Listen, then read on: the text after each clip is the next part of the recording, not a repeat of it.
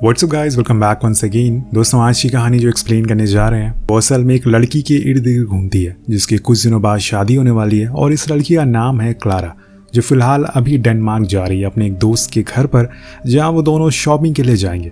पर यहाँ हम क्लारा के चेहरे पर कुछ कंफ्यूजन देखते हैं। शायद वो अभी भी इसी सोच में है कि क्या उसे ये शादी करनी चाहिए या नहीं। पर उसे एक सही जवाब नहीं मिल पा रहा है, इसलिए अब वो लॉन्ग रूट को ले लेती है, अपना फेवरेट सॉन्ग को प्ले कर देती है ताकि वो इस बारे में कुछ ज्यादा ना सोचे। अब उसने जो फैसला कर लिया है अब वो उसे वापस नहीं ले सकती।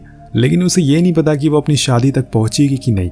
उससे पहले उसके साथ कुछ ऐसा होने वाला है जो उसकी पूरी जिंदगी का तौर तरीकों को ही चेंज कर देगा। इसलिए चलते हैं कहानी के असल पहलू पर। यहाँ वो अब अच्छे से व्यू को देखते हुए आगे बढ़ती जा रही थी। अब बीच में उसका टायर पंचर हो जाता है और यहीं से शुरू होता है इस कहानी का असली ट्विस्ट। उसे टायर ठीक करना तो आता नहीं है, इसलिए वो किसी के इंतजार में खड़ी रहती है।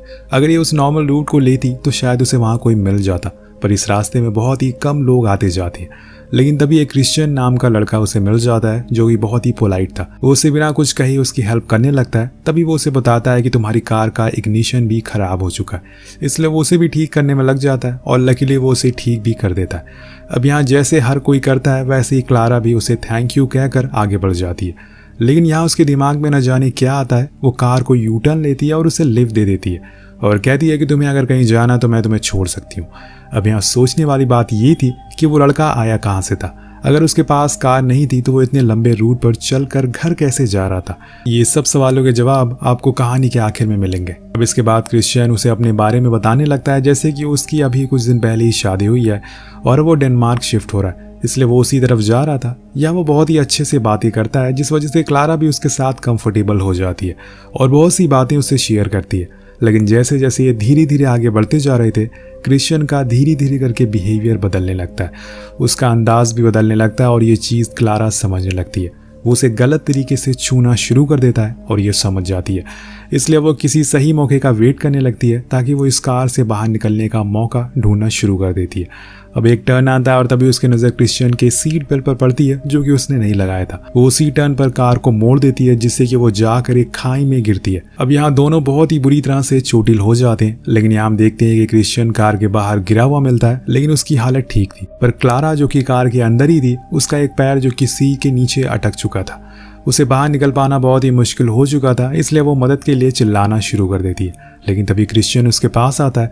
अब आपको लग रहा होगा कि वो आएगा, क्लारा को बाहर निकालेगा और उसके साथ कुछ गलत काम करेगा, लेकिन असल में होता नहीं है ऐसा। उसके इरादे कुछ और ही थे। उसे क्लारा को ऐसे दर्द में देखकर बहुत मजा आ रहा था, इसलिए वो उसे वहीं मरने के लिए छोड़कर चला जाता है। अपनी कार के बाहर गर्दन निकाल कर चिल्लाती रहती है, लेकिन उसकी आवाज़ वहाँ सुनने वाला कोई नहीं था। उसके जाने के बाद अब वो बेबस हो जाती है कि आखिर वो करे तो करे क्या। वहाँ हम उसकी साइड पर एक नदी को बहते हुए देखते हैं, जिसका मतलब ये है कि वहाँ से ज़रूर कोई गुजरेगा, लेकिन वो कब गुजरेगा ये तो हमें पता नहीं है।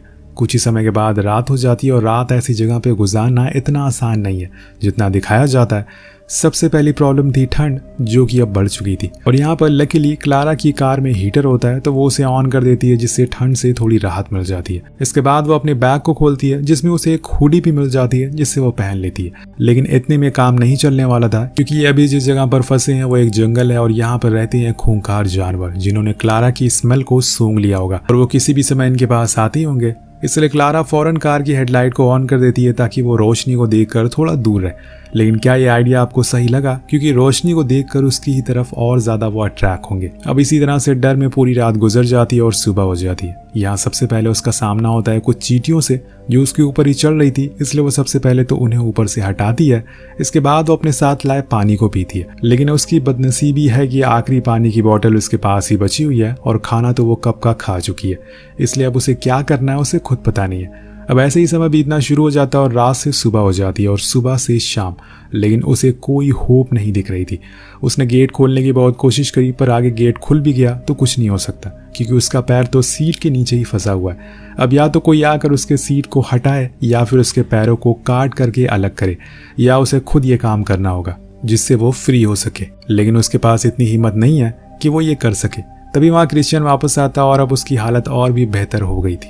ऐसा लग रहा था कि किसी ने उसका इलाज कर दिया। वो आकर स्माइल करते हुए उसे गुड मॉर्निंग कहता है, पर यहाँ क्लारा तो अलग ही गुस्से में थी। वो उसे खरी खोटी सुनाने लगती है और वो उसे बताता है कि उसे पास में ही कॉटेज मिल गया, शायद उसमें रहने वाले लोग कहीं बाहर गए, इसलिए वो खा लिया और मैंने वहीं अपना स्टे कर लिया। अब वो अपने साथ कुछ खाना भी लेकर आता है, क्लारा को देने के लिए नहीं बल्कि खुद उसके सामने बैठकर खाने के लिए, ताकि वो और तड़पे। और यही उसके साथ भी हो रहा था। उसके बीते 3 दिनों से कुछ खाया नहीं था और यहाँ उसके सामने ही बैठकर वो खाना खाकर वो वापस चला जाता है। उसे देखकर क्लारा का गुस्सा और बढ़ता जा रहा था। उसके जाने के बाद क्लारा को कार में एक पर्स मिलती है, जिसे खोलने पर उसके अंदर क्रिश्चियन का डीएल, उसे कुछ लेटर और फैमिली फोटो भी मिलती है।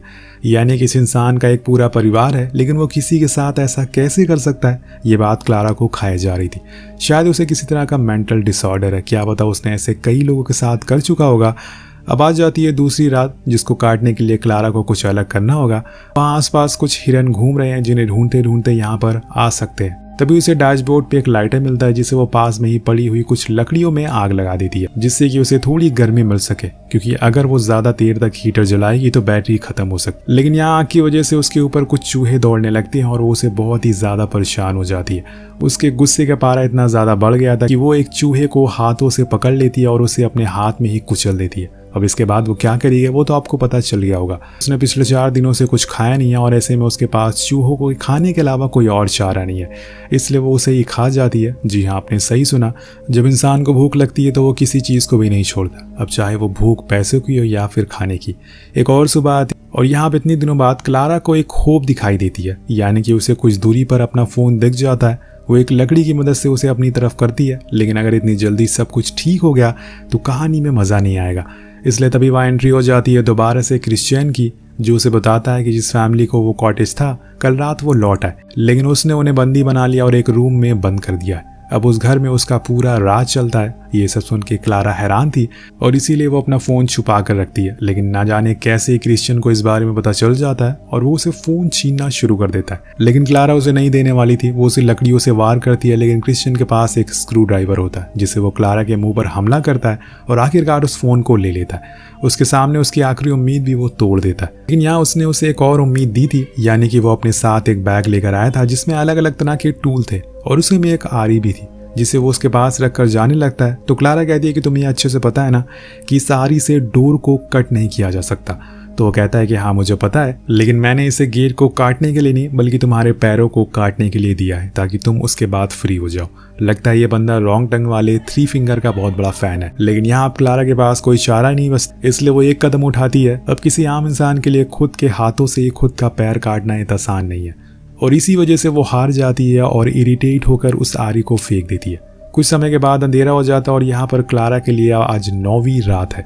इससे पहले उसने कैसे दिन काटे होंगे उसे ही पता है, लेकिन अब उसके पास पानी खत्म हो चुका है और इसीलिए जैसे सभी लोग मुसीबत में करते हैं या फिर कई दिनों से प्यासे होते हैं तो वो भी यही करते हैं। क्लारा अपना यूरिन पी लेती है और इस तरह से वो अपनी प्यास बुझाती है। कुछ देर बाद तेज बारिश होना शुरू हो जाती है, जो उसके लिए एक अच्छा संकेत थी।